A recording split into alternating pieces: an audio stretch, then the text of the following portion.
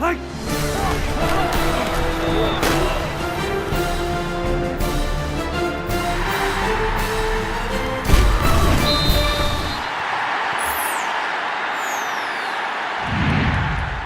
John Helsley and Gina Mizell here at Boone Pickens Stadium.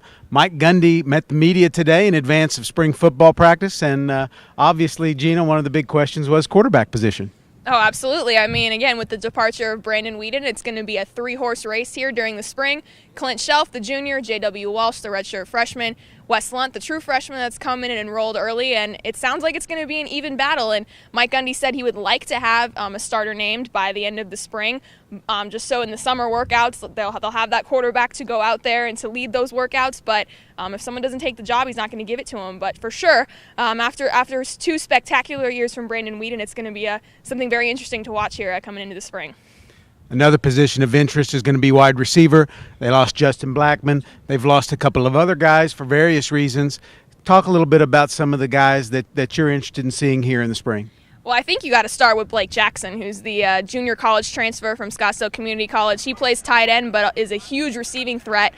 He can play a little bit, even the inside receiver spot. I've heard that he's going to be used kind of in the same role as Tracy Moore, who had a pretty solid season last year. And then you go to someone like Tracy Moore, who's moving from inside to outside. He's going to be expected to be a big leader. Isaiah Anderson, even a guy like Josh Stewart, who is now going to be a sophomore, but played quite a bit as a freshman. So that's kind of the core coming back. And then, you've got some younger guys, too, like a Torrance Carr or David Glidden, and, even some guys that'll be here in August that'll have a chance to compete for big roles. But as far as guys here in the spring, those are the ones that I'm really looking forward to seeing.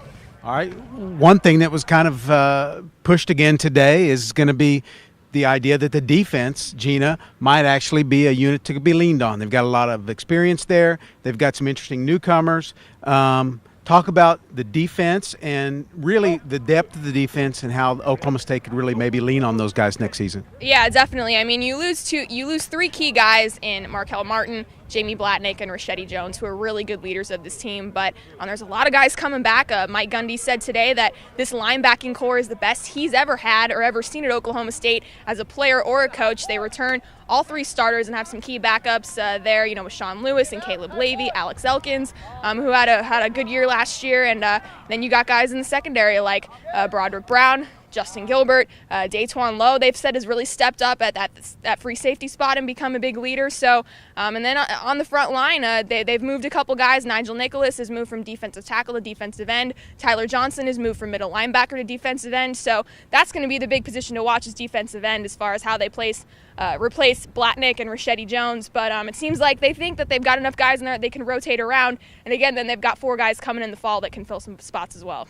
All right, we got a lot of great storylines this spring. Gina Mizell, myself will be bringing those to you. So follow it every day in the Oklahoman and on newsok.com.